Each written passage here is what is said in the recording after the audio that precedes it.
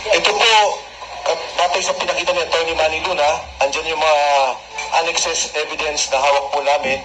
And this is the main impeachment complaint na hindi po tinanggap kahapon ng Office of the Secretary General.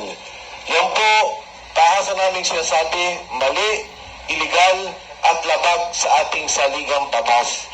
Malinaw na pong sinabi ng Korte Suprema tungkol dito, marami ng desisyon, ministerial ang pagtanggap ng Secretary General at ito po ay dadalhin sa Speaker's Office. Speaker's Office ibibigay sa plenaryo na kung saan ito po ay ilalagay o pag-uusapan sa Committee on Justice. So with that, nandito po yung ating mga abogado to discuss in particular. Siguro yung hindi natin masasabing exhaustively dahil naman po ito sa mismong hearing, pero i-discuss yung grounds for impeachment na i-file po natin. Alam nyo, maraming nagtatanong, sinasabi nila, ano ang endgame? Ano ang nais ninyo? Bakit kayo nag-file sa Pangulong Bongbong Marcos?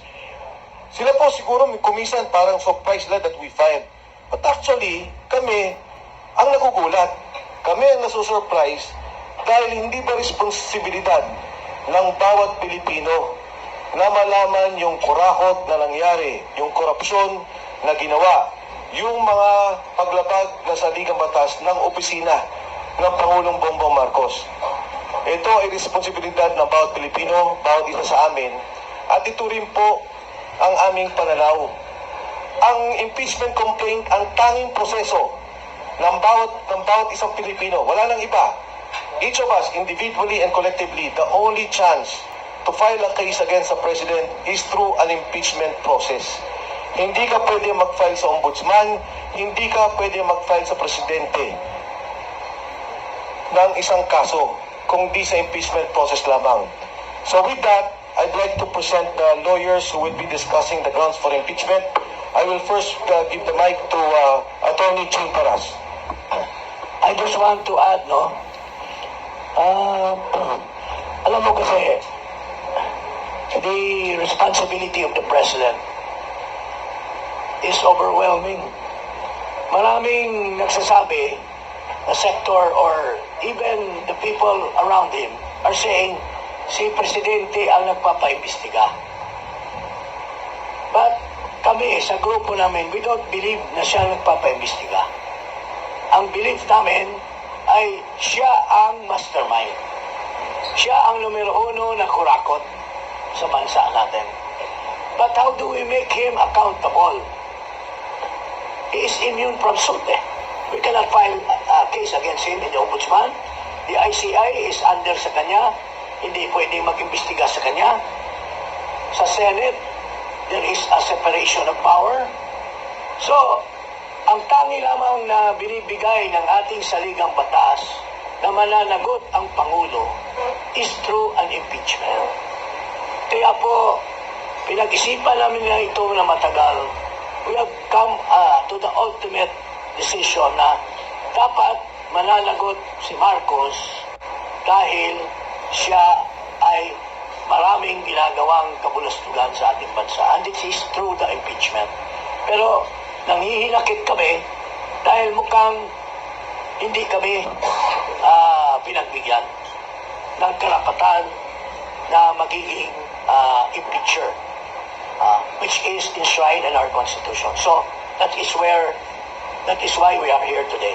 Maraming po salamat. Okay, so for the first part of the complaint of the impeachment article, I'd like to turn the mic to Attorney Manny Luna. Just a background, Attorney Manny Luna was one of those also who filed against Chairman Andy Bautista during that impeachment process along with Kong Jing Paras and Attorney Topacio. Attorney Manny? Yeah, just a little correction.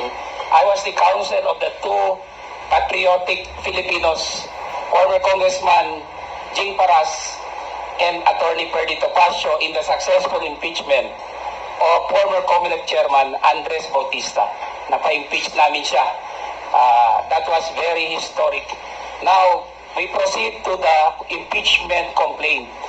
First and foremost, gusto natin sabihin na ang aming complaint is a people's complaint for impeachment against President Ferdinand R. Marcos Jr. Ito po ay complaint ng Pilipino na naghihikahos.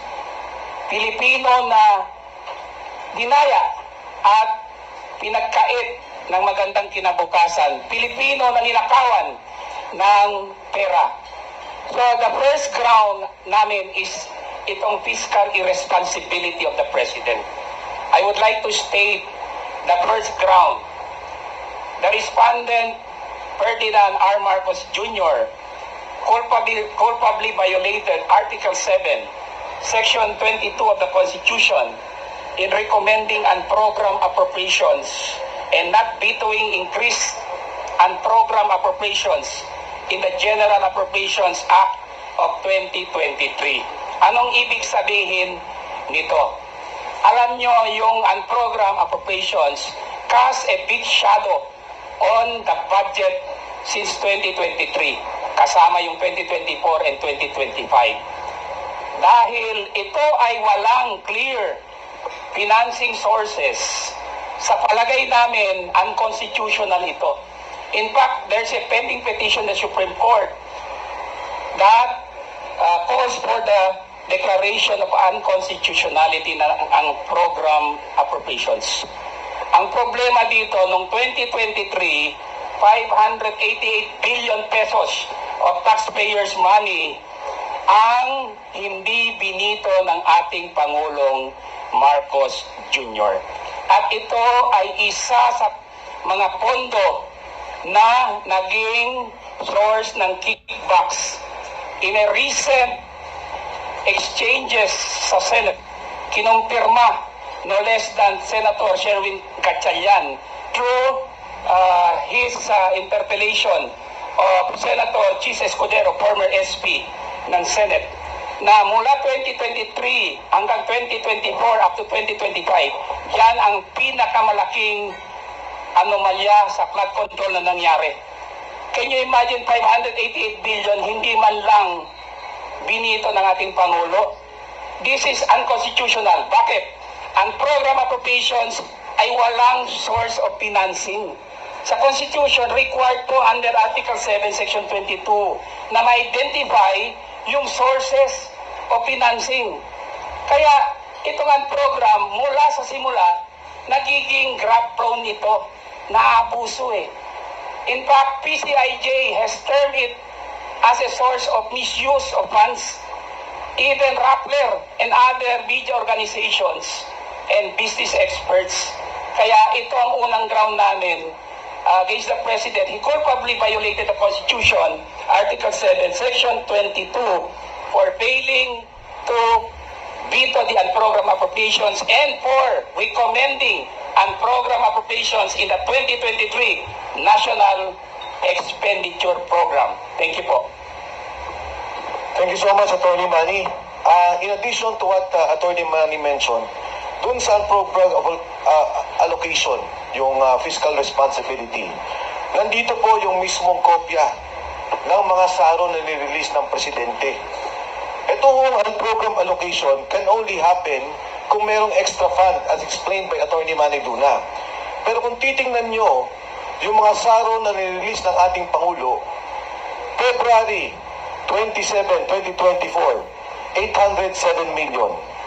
February 27, 2024, 394 million.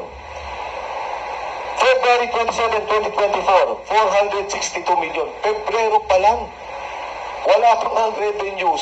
Ito na po, ang unprogram allocation, hindi na ho makakailan ng Presidente kasi siya mismo ang kasama para sabihin may extra revenue at i-release niya ang pondo para dito. Ito po ang kopya ng buong GAA na kung saan pinagbatayan ang release ng unprogram allocation.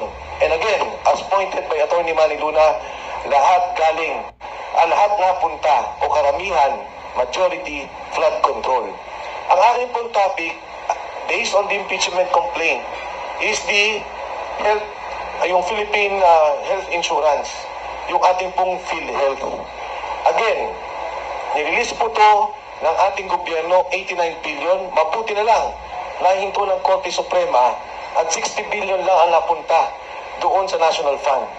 Another fund is the PDIC. Yung PhilHealth to, kung titingnan nyo ang history ng PhilHealth, nauna po yan nung ginawa ni GMA, nagkaroon with cooperation din LGU para sa mahihirap.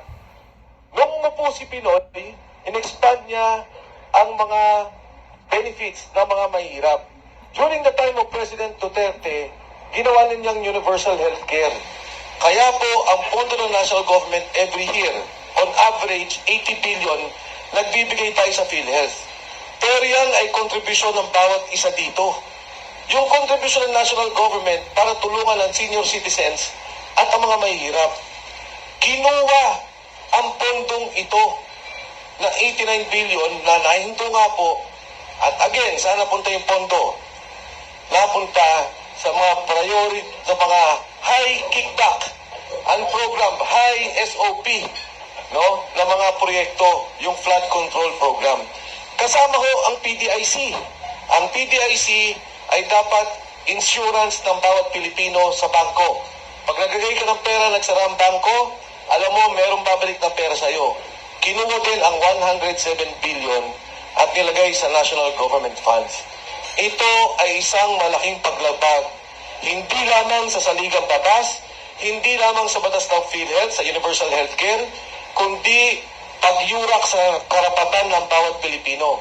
Di ba ang sabi ni Dr. Martin Liachon? Imbis na expand mo ang PhilHealth program na sa ibang bansa, Tony Liachon, ang sinabi niya, imbis na expand ninyo ang PhilHealth na katulad na ginagawa ng Singapore, Japan, Korea, 10% lang ang kontribusyon ng kahit sino sa mamamayan nila. Kahit na maluba ang sakit. Eh dito sa atin, almost 40, 50, 60%. Pag nagkasakit ka, wala halos nakukuha ang benepisyo. Yan ang tingin namin pinaglabag, ang ginawang paglabag ng ating Pangulo. He was involved in the transfer of funds at paggamit ng funds na to para sa mga flood control at high kickback projects. So with that, we go to point number 3.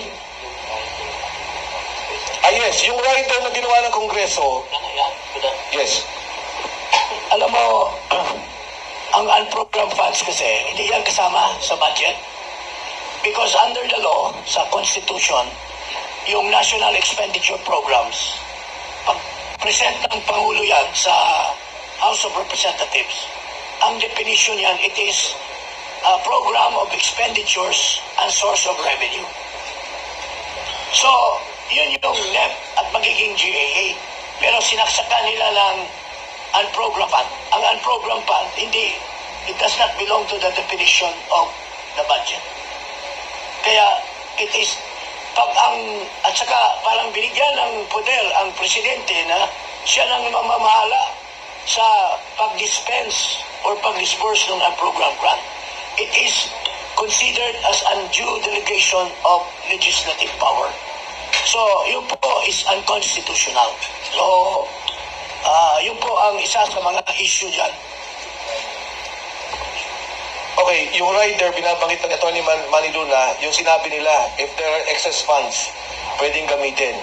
The President signed a GAA, the rider was there. Ito yung rider na ginamit na provision to transfer the funds of PDIC and the health fund. So unang namin punto, yung fiscal violation as pointed out, yung diversion ng funds ng healthcare at saka ng PDIC. Yung pangatlo po dyan, and kasama po yan sa mga ebidensya namin, alam nyo marami tayong mga proyekto na dapat isagawa. Pero isa na lang ang ipo-point out ko, yung pong Metro Manila Subway. Ito sana ang isa sa mga proyekto na natapos ng Pangulong Bongbong Marcos by 2028. Pero dahil ang pondo ang ginawa nila, baliktad naman to. Yung isa, kinukuha yung pondo, nilalagay sa unprogram.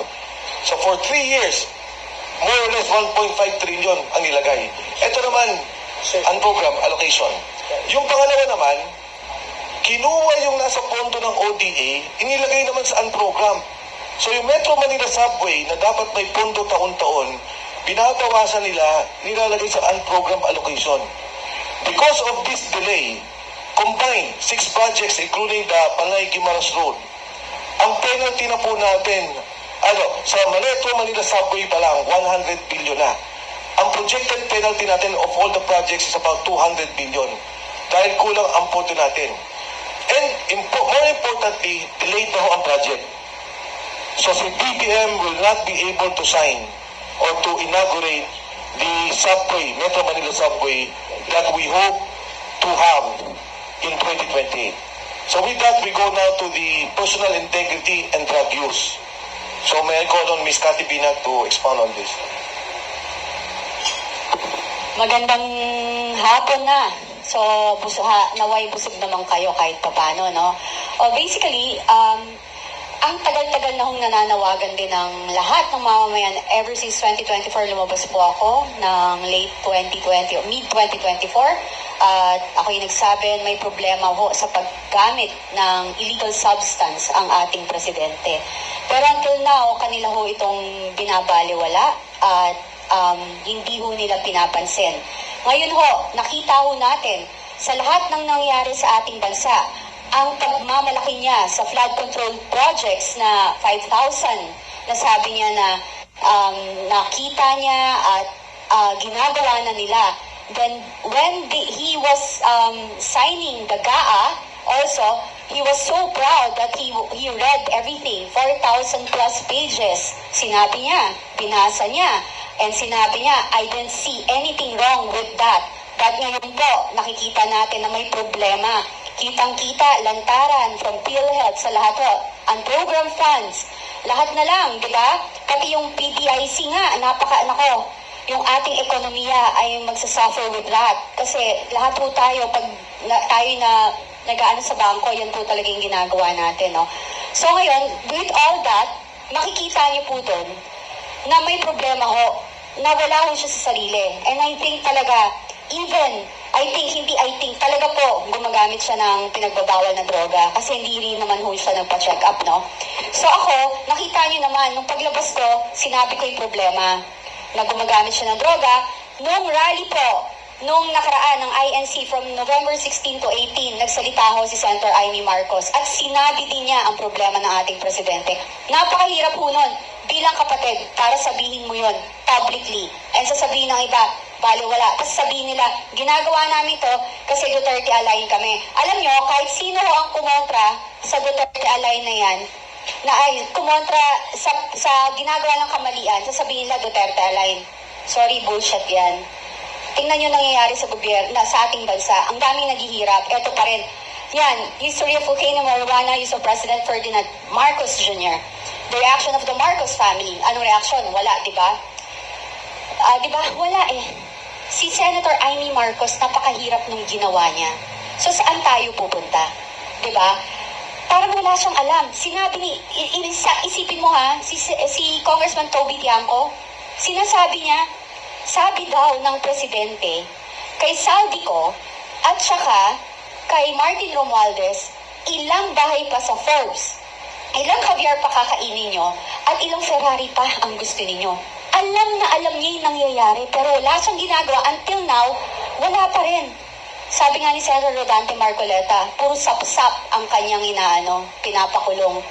Yun. Ayun, same. Yun nga, narinig ko kay Amy na nagdodroga siya. Sino yung mga kasamahan niya, na sobra siyang gumuna sa drugs. Meron pa nga na minsan daw parang nag-blood transfusion niya kasi feeling nila malilinis kapag nag-blood transfusion sila and everything. You can see it. So, yun lang. Wala na akong ibang dapat sabihin dito. Yung kaganapan na nangyayari sa ating bansa, yung kahirapan na lumalaganap ay sapat na para makita natin ang kaguluhan. And etong hindi nila pagtanggap sa impeachment na to ay isang katunayan na kinokontrol nila ang naratibo na gusto nilang palabasin para sa mamamayan. Dagan ko lang yung sinabi ni Cathy. The two of us were in the rally.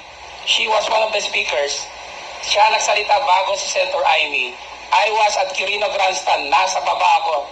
We were shocked when Senator Amy Marcos bared all dito sa alleged drug use, cocaine use, and marijuana ni Presidente Ferdinand R. Marcos Jr.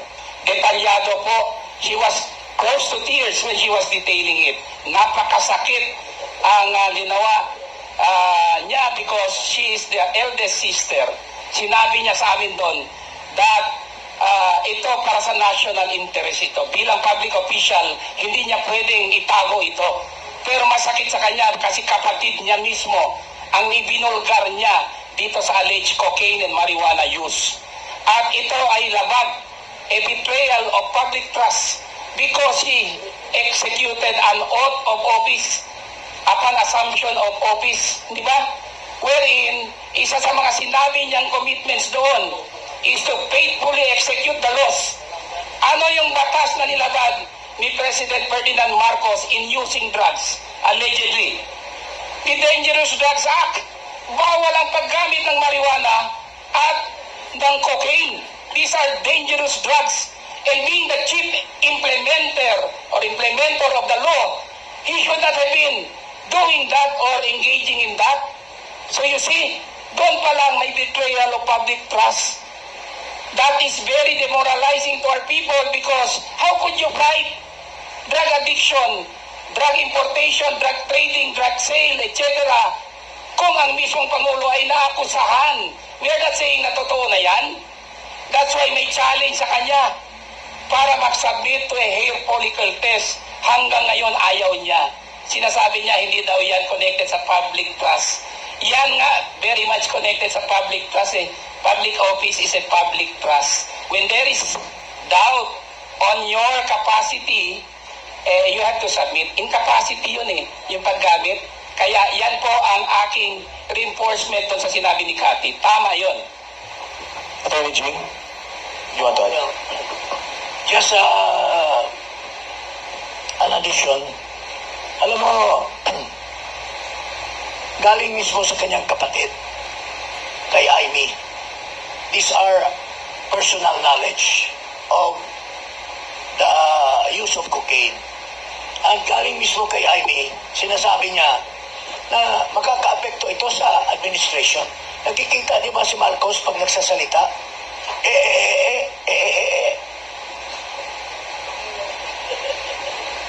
Ang tingin namin, pagka hindi nagkargahan ng drugs, gumagano siya, Maski doon sa Dubai, siya. Tama ba yan? Is that an honor and is it an honor to our country na mapapahiya ang isang Pangulo? Kaya nga, sa security naman, delikado din tayo sa security dahil kung hindi nag-isip ng mabuti ang ating Pangulo, baka mapinsala ang bansa natin. So, that's the reason why we raised the issue of his drug use as part of the articles of impeachment or charges. Ano ko dadagdag? Yes, Attorney Garcia. Yung, Attorney General Garcia. Yung pong mental health ng ating Pangulo, pwedeng ma-consider na serious national security concern. Alam po ninyo, pag gumagamit kayo ng droga, lalo na kung matagalan na, ang epekto po nung cocaine is magsishrink yung brain mo eh. Kaya pagka nag-shrink na yan, sisimula ka na mag-hallucinate, iba na yung pag-iisip mo. Kaya yung mga drug addict, kung sumaksak yan 75 times, 85 times, kasi ang tingin niya dun sa sinasaksak niya, Diablo, buhay pa, samantalang patay na. Yung ganong klaseng hallucination. So what we're saying is, meron kasing issue sa kanya about prolonged continued drug use. So he owes it to the people, pinapakiusap natin ito sa kanya noon pa, patayin niyo po yung issue about you being drug addict ba tawag nun? Drug addict, yeah. Okay. Kill the issue. Simple lang naman po yun eh. Hair follicle test ka. Alam niyo po ba kung bakit hair follicle test? Hindi ko to sinasabi nun kasi baka malaki magpakalbo eh. Yung kasing paggamit natin ng droga, naka-record sa buhok natin. So yung mga mahahabang buhok dyan, mas mahahaba ang record yun kung gaano kayo gumamit ng droga. The history, your medical record on your drug use is recorded in your hair. So yun po yun, kaya sabi natin, hair follicle test. Kasi nandyan yung history nung kung gaano katagal ka nang gumagamit. So kaya po hair follicle yung hinihingi natin. So, Thank you, John. Yeah. sige po. Thank you, General Garcia. Anyway, si General Garcia will be discussing another topic extensively after this. But for now, yung fourth point po natin is on monetary graft and kickbacks. And may I call on Vice Mayor Attorney Harold Respicio to discuss this. Yeah, pare! Magandang hapon po sa inyong lahat and thank you so much for coming dito sa aming press con. Ako po si Attorney Harold Respicio, elected Vice Mayor ng Reyna Mercedes Isabela. Ako po ay nagre-representa ng lahat ng Pilipino, lahat ng probinsyano, lahat ng Ilocano, lahat ng Tagaluzon, at lahat ng mga kumukontrang elective official laban sa administrasyon na ito. Dahil hindi totoo ang sinasabi nila na may solid north. Hindi totoo na solid ang mga probinsyano at Ilocano sa kanya. Kasama namin si Chavito. Hindi totoo. Nakakampi nila lahat ng mga nakaupong opisyal sa ating gobyerno dahil nandito ako, pinapakita ko yan. Kaya ako lumapit dito dahil walang kwenta yung final na unang impeachment complaint. Kakaunti. Diskarte nila yun para wala nang maayos na umandar na impeachment complaint. Kaya nung nakita ko na yung mga may track record na successful impeachment, mga successful endorser, number one na political lawyer sa ating bansa at napakakapal na papeles at napakakapal na ebidensya, sali ako dyan. Dahil gusto nating matanggal ang ulo ng korupsyon sa ating bansa. At hindi ninyo pwedeng sabihin na purong align sa Duterte ang grupo namin. Dahil ako ay lone wolf lamang, wala akong kakampi. Lahat kinakalaban ko basta masama, kakalabanin kita. Kaya nandito ako para patunayan na merong totoong nangyaring graft and corruption. Ito po ang discussion namin sa aming complaint. Naniniwala ba tayo, meron pa bang doubt na merong malawakang nangyari na nakawan dito sa ating bansa? Inamin na nila, hindi ba? At inamin na rin nila at alam na rin natin na ang grupo nila ang nagnakaw. Si Saldi, si Romualdez, at si BBM. Ang problema na lang ngayon ay nagtuturuan sila. Ngayon, kung nasa korte tayo ngayon, ang question na lang ay yung credibility. Ang credibility ba ni Saldi versus yung credibility ni BBM? Ngayon, ano ang credibility ni Saldi? Pinento niya na lahat yung modus. Yung unprogrammed appropriations, yun ang paraan. Ang pagnanakaw sa budget ng PhilHealth. Nagkasakit si Congressman Jing Paras. Hindi na siya makakakuha ng benefits sa PhilHealth. Yung aking bangko kapag na-bankrupt, wala na akong makukuhang pera dahil kinuha na nila yung pera sa PDIC. Kwento na ni Saldi lahat ng kanilang paraan specific. Nagde-deliver ng mali-maleta sa Malacanang, sa Falls Park, 2 billion. Ayun o, ang daming pera. Bilyong-bilyong salapi ang dinideliver amongst them. Yun yung isang side ng credibility. Ngayon, tignan natin yung isang side ng credibility. Anong sagot? AI. What? AI daw. Kung ikaw ang husgado, sino ang paniniwalaan mo? Yung kasama sa conspiracy na tinuturo nila ang bawat isa o yung nagpapalusot na mastermind? Alam na yan. Kapag ikaw ang husgado, convicted yan. Kaya ang tanong lamang, ang simpleng question lamang on the ground of graft and corruption dito sa aming impeachment complaint, maniniwala ka ba kay Saldi? Kapag naniniwala ka kay Saldi at hindi ka naniniwala sa palusot ni BBM, impeach dapat si BBM dahil ground for impeachment ang graft and corruption. Dagdag lang ako, no? Hindi lang graft and corruption. Yung pagtanggap ng 2 billion per month SOP or 57 billion na kickbacks, allegedly, na diniliver ni Saldi ko sa kanya, ay President Marcos Jr., the responded in our impeachment complaint, yan po ay violation ng Constitution, culpable violation. I'm referring to Article 7, Section 13. Bawal ang conflict of interest. Bawal kumuha ng kickbacks. Bawal tumanggap ng regalo sa mga transaksyon sa gobyerno. Saan ba galing itong 57 billion or 2 billion per month sa mga kontraktor ko ito na may transaction sa gobyerno. Yan ang culpable violation of the Constitution of the President aside from Republic Act 3019, anti-graft law.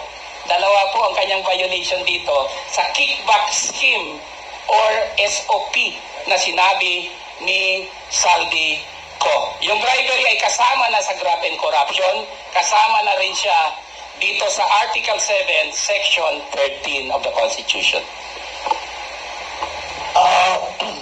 Just a short, alam mo, si Saldi, personal friend ko, at sinabi niya talaga yung mga sinasabi niya tungkol kay Marcos. No? In fact, he told me na baka tanggalin na siya sa Appropriations Committee dahil hindi siya nakadeliver sa amount na napakalaki na hinihingi nila Marcos Jr. at pamilya niya. So, in other words, mga kababayan, Saldi ko, sinasabi nila, hindi, hearsay lang yan kasi wala naman siyang under oath doon sa kanya. Hindi po totoo yan, may jurisprudence na po tayo na yung galing sa Facebook is admissible in evidence. Pangalawa, kasama siya sa isang conspiracy. The conspiracy to commit crimes of plunder. So, kapapaniwala ang sinasabi ni Saldi ko.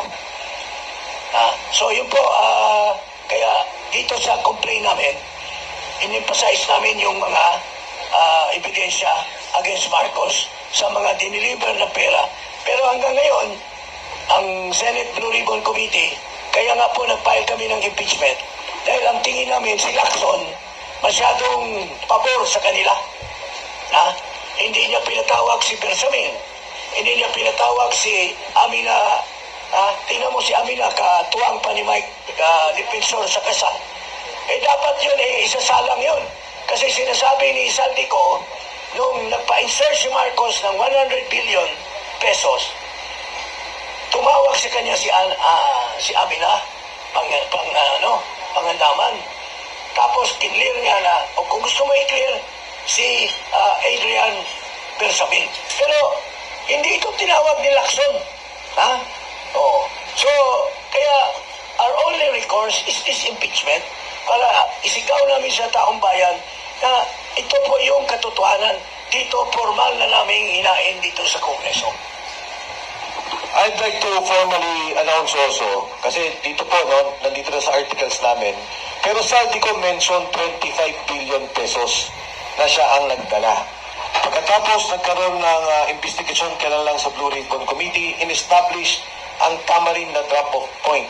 Ang sabi ni Saldi ko, nag-deliver ako ng 800 million kay Jojo Cadiz at one time at 200 million kay Yusek Jojo Cadiz sa tamarin para dalhin kay Pangulong Bongbong Marcos.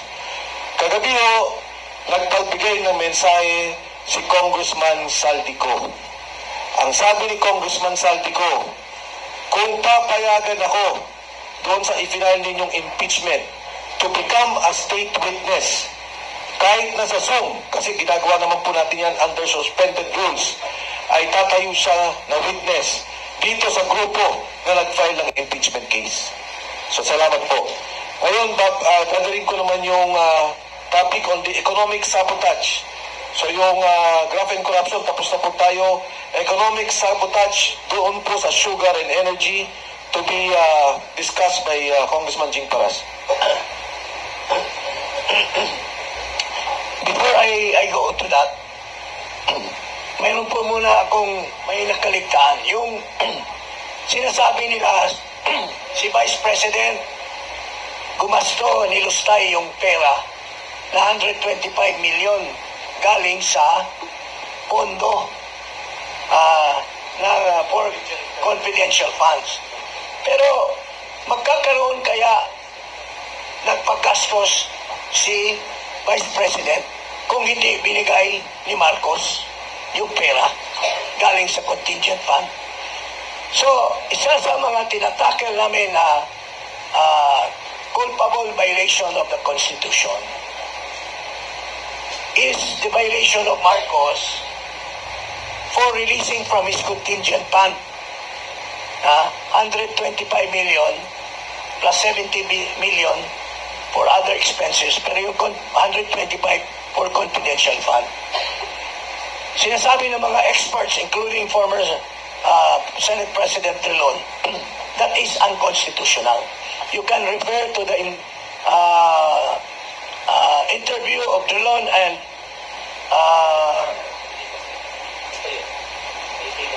ito. And sino ito sa ABS? The other one. Karen Davila. Sinasabi ni Trilon, what Marcos did was unconstitutional kasi naglipat siya ng item, ng pera from the contingent to confidential fund. Wala namang item in the general appropriation. Bawal po alang mag-comment according to the Constitution. It's a violation of law to transfer fund when there is no item. You cannot augment unless savings. Ang contingent fund is not savings.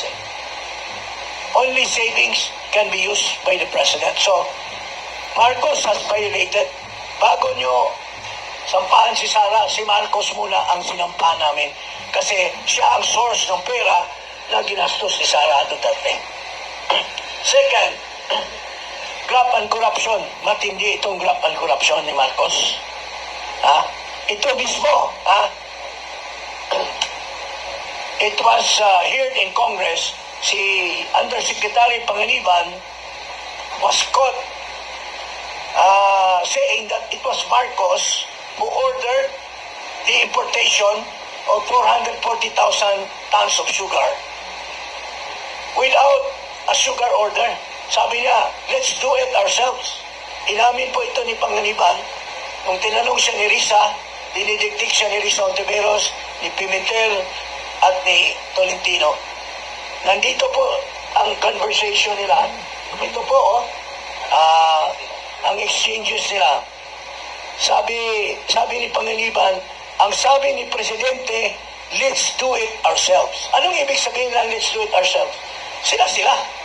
Walang sinusunod na regulasyon. Ang regulasyon kasi, bago ka kapag-import, you have a sugar order. Ito. There was no bidding.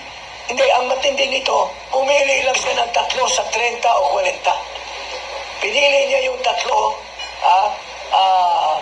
All Asian Counter Trade, si Escaler, kaibigan niya yan, yung Southern Philippines na kinwestiyon ni Risa na walang pera, at itong Edison Lee, marketing. Bakit pipiliin mo lang yung 3 when there are more qualified? Nakipag-meeting pa si Marcos, mayroon tayong picture na nag-meeting si Marcos with these only 3 traders in Malacanang. So, this is graft and corruption, mga kababayan, giving undue advantage, unwarranted benefits to these 3 traders over others who are more qualified. Pinili niya without the benefit of the bidding, at the same time, walang sugar order. Tapos, pag dumating na yung kargamento, saka na lang nila nilalakad yung sugar order after the fact.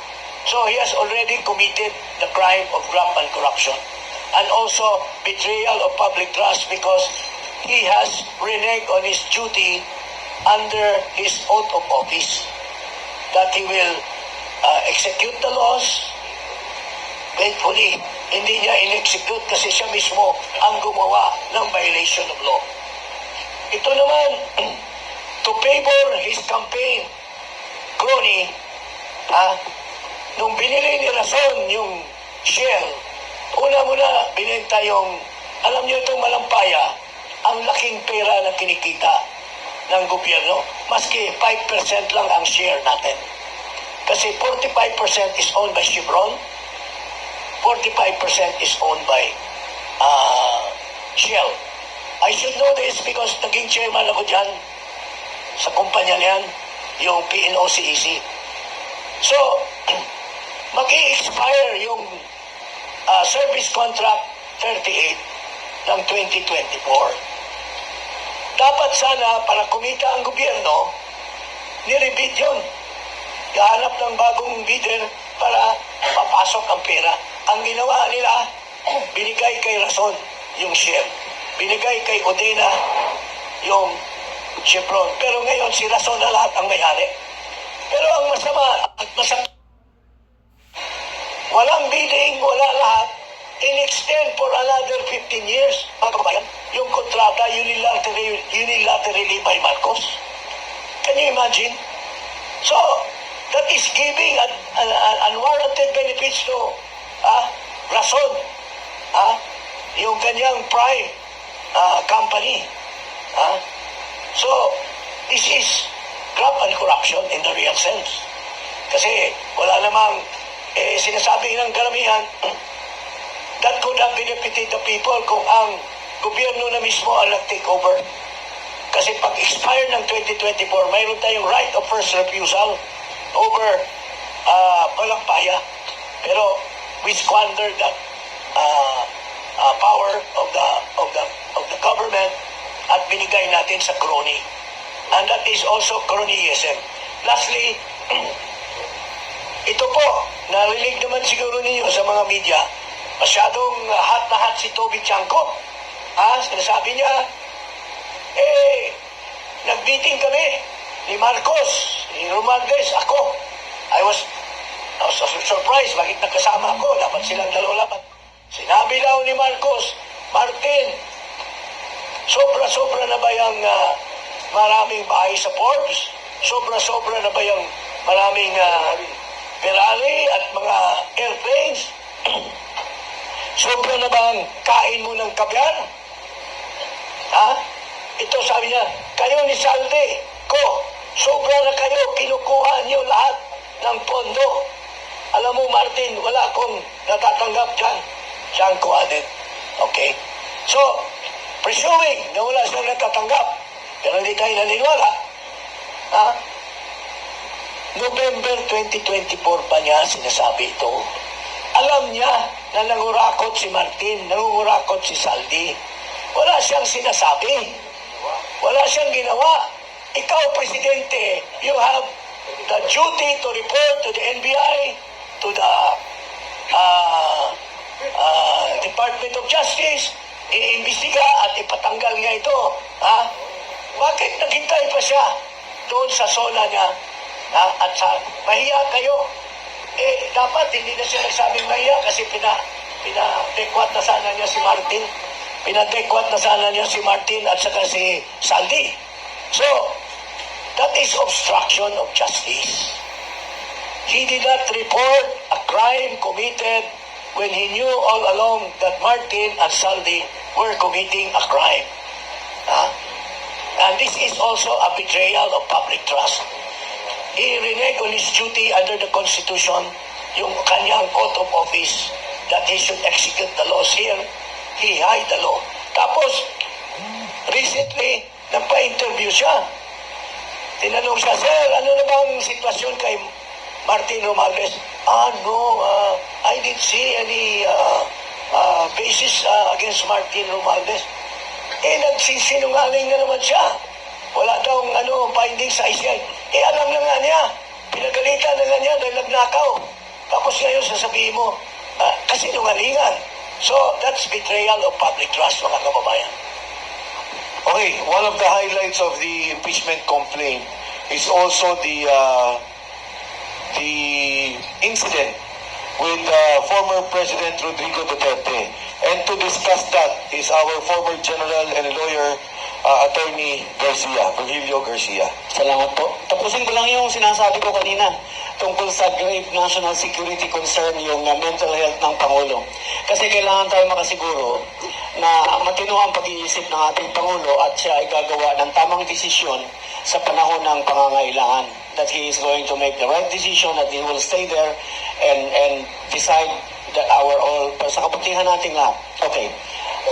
Yung pangyayari na-assign sa akin na i-discuss is yung nangyari sa airport, no?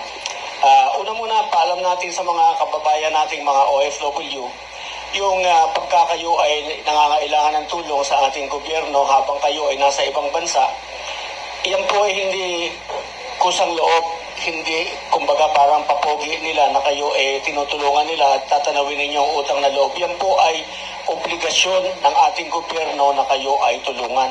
At dito po sa pagkakataong ito, the reverse happened. Ano po, yung nasa labas, tutulungan ka. Napapansin ninyo yung mga nakukulong, yung mga bago pugutan ng ulo. We make representations with the government because our government must be able to protect our citizens in other countries para yung sila naman ay maproteksyonan natin sa kapangyarihan ng gobyerno kung saan silang bansa nandoon. Okay, so that is the prime duty of government is to serve and protect the people. We will give flesh to this constitutional provision dun sa nangyari noong March 11, 2025. Oo. Sa airport, no? So, it doesn't matter, hindi personality driven, kundi ito ay obligasyon ng ating gobyerno na kailangang gampanan. Kaya sinasabi namin, sinasakdal namin ang Pangulo ng Pilipinas, si Ferdinand Romualdez Marcos Jr., ng paglabag sa saligang batas, ng pagbigo sa tiwala ng taong bayan, at ang paglabag sa batas. Ayan. Noong March 11 ba? Sigurado. March 11, 2025. Sa airport, inaresto si Pangulong Duterte. Hindi siya napagbigyan na matulungan ng kanyang abogado. He was denied legal representation. Yung isang abogado nga niya, hinangkap pa, inalis doon. No? So, it's all in the complaint, yung narration of facts. No? But now, we all witness this, so I don't have to parang sabihin. Ang gusto ko lang klaruhin is ang sinasabi nila, ang basihan nila sa pag-aresto is yung sinasabi nilang ICC warrant of arrest. Okay. Under the law, a foreign judgment is a piece of paper, nothing more than just a piece of paper. Pwede ba sabihin pagdali ko?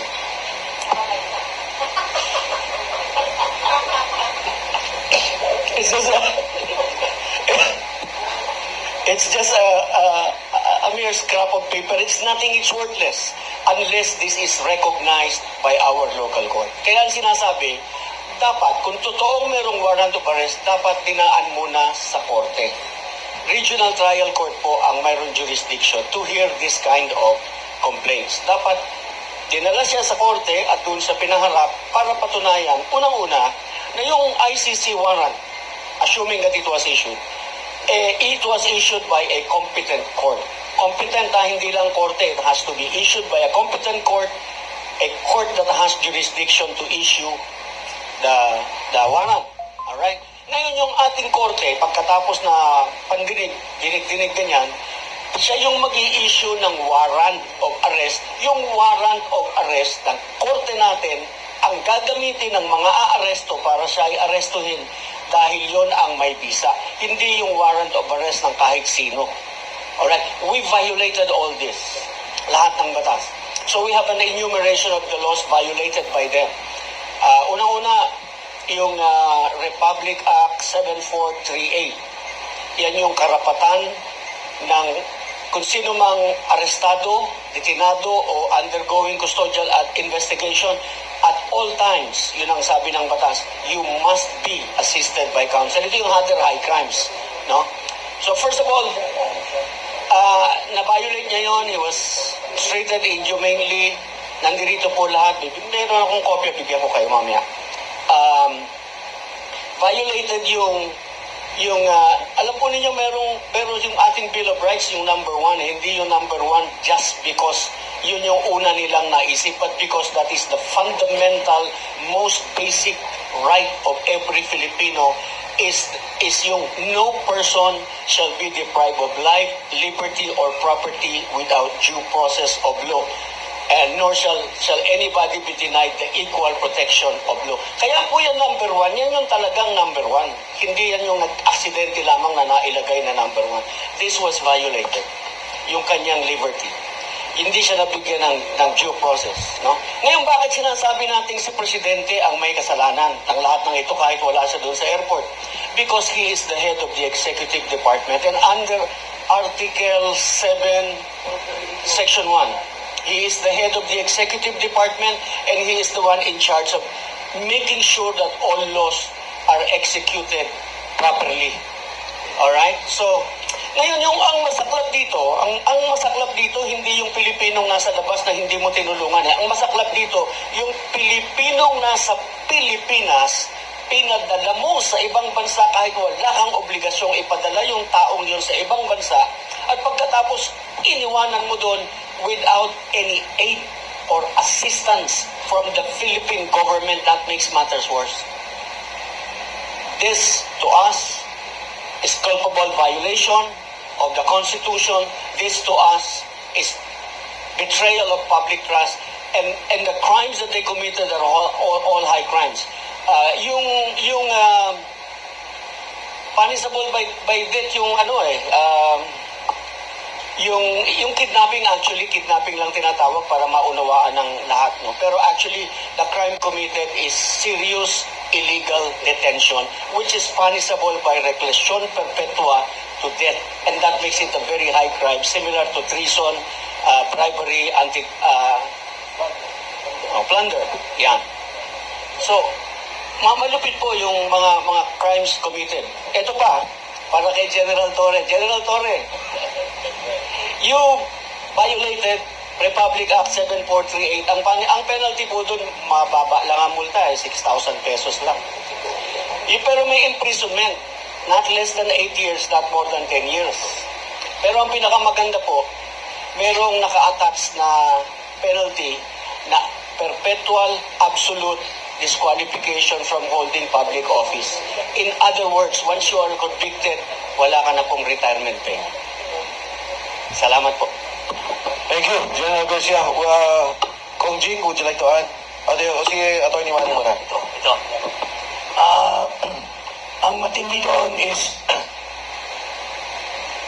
lahat itong gumagalaw, Gilbert, John B. Cremulya, Anyo, Ibo, Binisto, lahat sila ni John B. Cremulya, not the planet.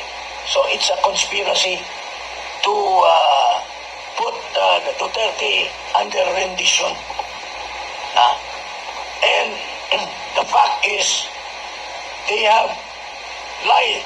They have lied to the public. Sinasabi ni Marcos, meron na tayong Interpol. Pero wala naman pala red notice. Wala naman pala red notice. Kasi daw, the red notice, we are now obligated to the Interpol. Pero he disregarded what he has been saying, that the ICC has no jurisdiction. The ICC has no sovereignty over our country. The ICC has no jurisdiction. So he contradicted that, which he has been pronouncing for so long, by just a mere, we cannot refuse the Interpol. We are tapos hindi naman pala red notice, kundi diffusion lang. Wala nga It's not even approved by the head of the Interpol yung ginawa nila. So all this mananagot si Marcos Jr. dito sa lahat ng mga kabulastugan na ginagawa niya. Okay. Dagdagan ko lang. Walang jurisdiction yung ICC. You know why? Because March 17, 2018, March 17, 2018, nag-withdraw na tayo ng ating membership sa ICC. So yung residual 1 year nila is March 16, 2019. So up to that time, wala nang jurisdiction ang ICC sa atin. We have evidence to prove that the first time the ICC investigators came to the Philippines was in 2022. And we have evidence... 22, 23. 23 yata, 23.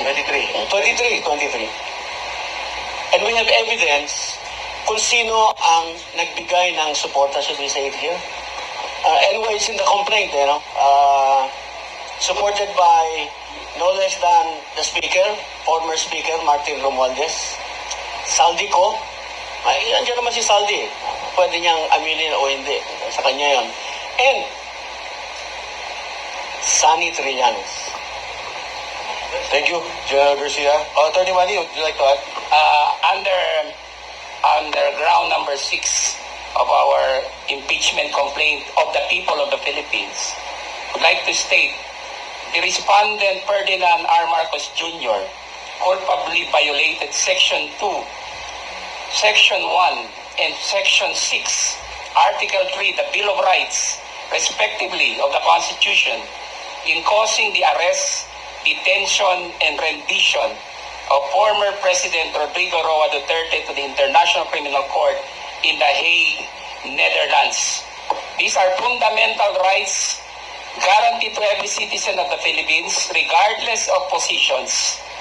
And these were all violated. And if you violate the fundamental rights of Filipinos, you commit the crimes under the revised penal code. These are crimes against the fundamental rights under the revised penal code.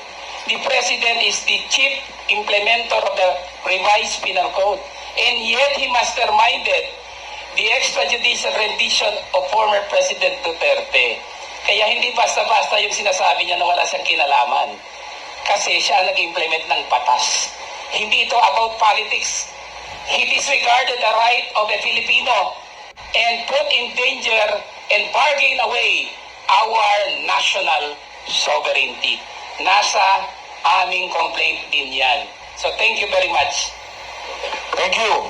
So, to summarize, you would like to say, Aaron, to summarize all the points, yung gist ng we mentioned na yung case na articles that we will file, our renowned lawyer, Attorney Ferdy Topacio, and also to give the closing points on the articles of impeachment. Attorney Ferdy.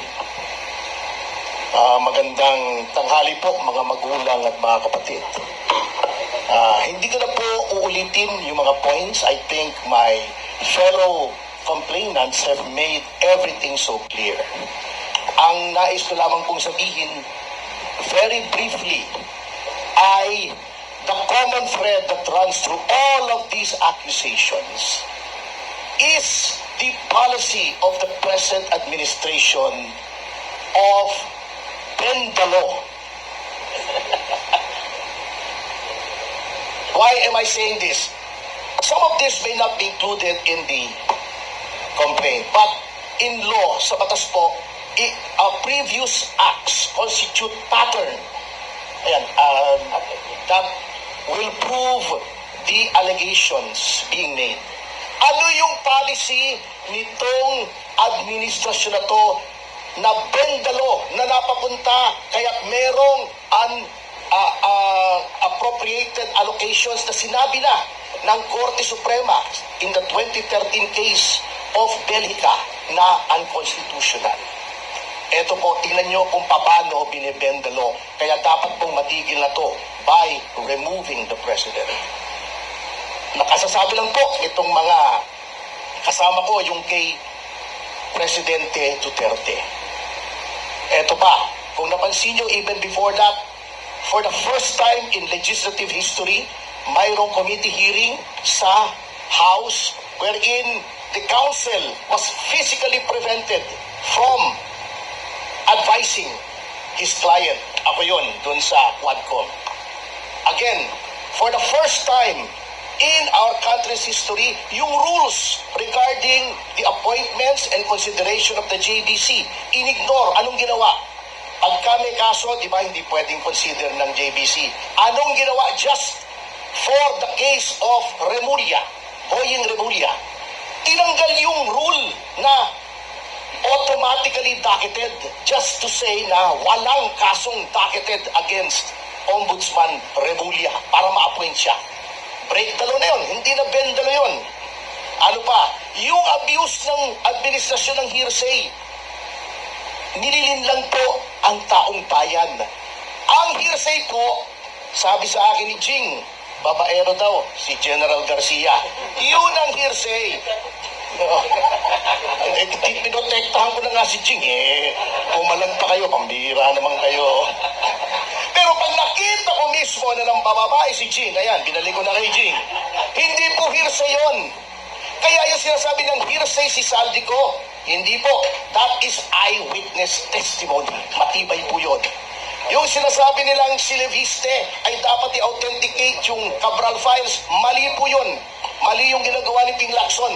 By the mere fact that a person was placed under oath in the PRC hearing at sinabi niyang nakuha niya yung kay Cabral, siya mismo. That is proper authentication under the law. Pero sasabihin nila hindi. By the mere fact that a member of the family ay sinabing out of her own personal knowledge na gumagamit ng droga ang Pangulo, hindi po hearsay yun. Wala pong hearsay doon. Si Gutesa, the mere fact na sinabi niyang nag-deliver siya ng pera kay Martin Romualdez, hindi po hearsay yun. Eyewitness account po yun. Bendalo na naman. Yung bribery ng magkapatid na Remulla, inalokay 1 bilyon, may interest mo yun. Attempted bribery yun. That is a crime. Anong ginawa nila?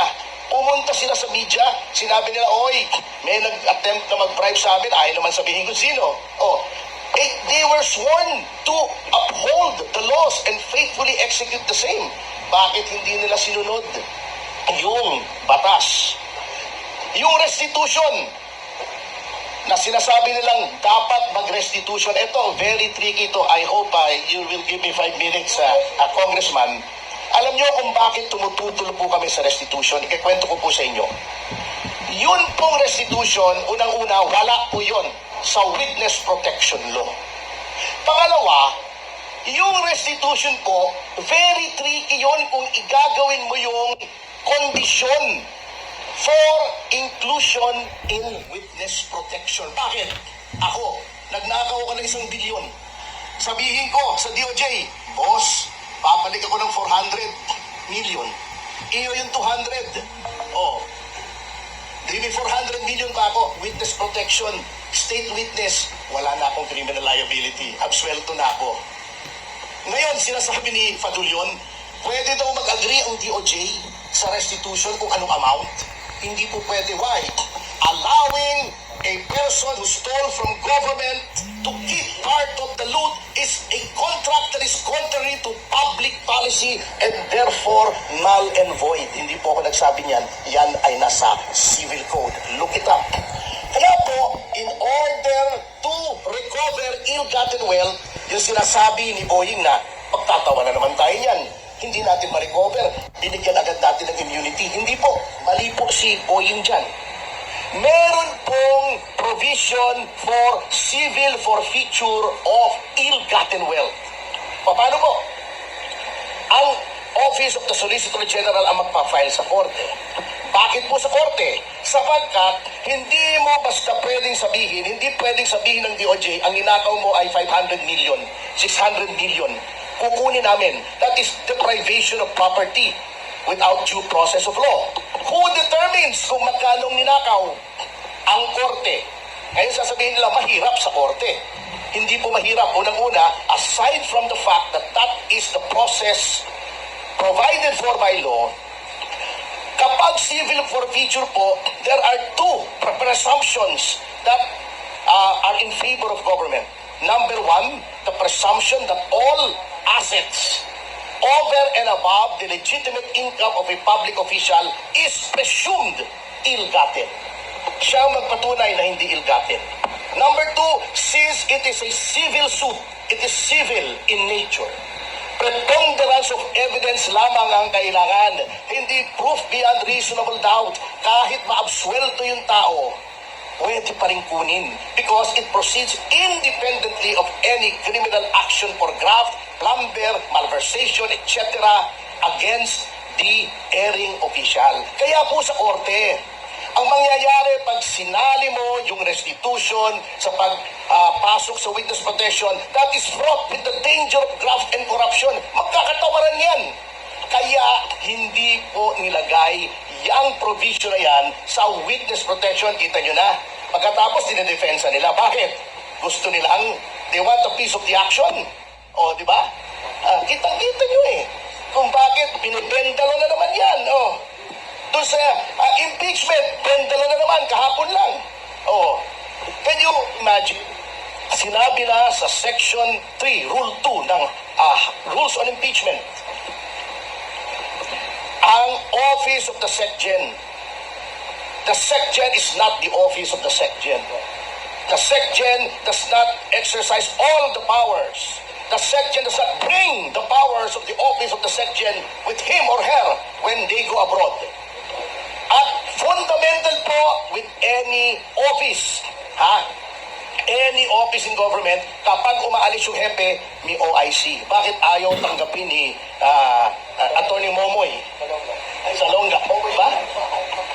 Hindi, Moy, di ba? Haifa? Okay, whatever. Hindi ko nakakuha yung, kasi namumutla kahapon kaya medyo hindi ko nakakuha nanginginig Okay, anyway. Tayo ba pa nag-file tayo sa hukuman ng kaso, kailangan nandun yung huwes?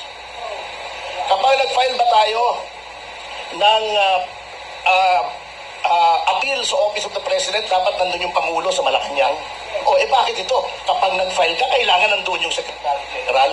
Wow naman, di ba? Ganun siya makapangyarihan. So, ito po ang pattern na gusto namin i-break.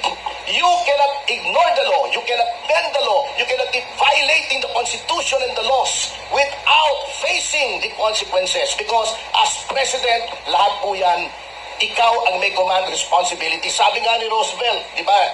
Si President Roosevelt, meron siyang nakalagay doon sa kanyang desk, the buck stops here. Kahit ano mangyari, ako yan. Kung may credit, siya yun. Kung may kasalanan, siya rin yun because he's the head of the executive department. And when he made an oath nung siya'y nahalal, sinabi niya, he made a solemn oath that it will be his duty to protect the Constitution and faithfully execute all laws. Kaya po meron ito na petition ito because hindi niya ina-execute ang law, ina-execute niya ang lahat ng tao na sumusunod sa batas. He is not only bending the law, he is breaking the law. Salamat po. Thank you so much, Attorney Topacio. We now open the floor to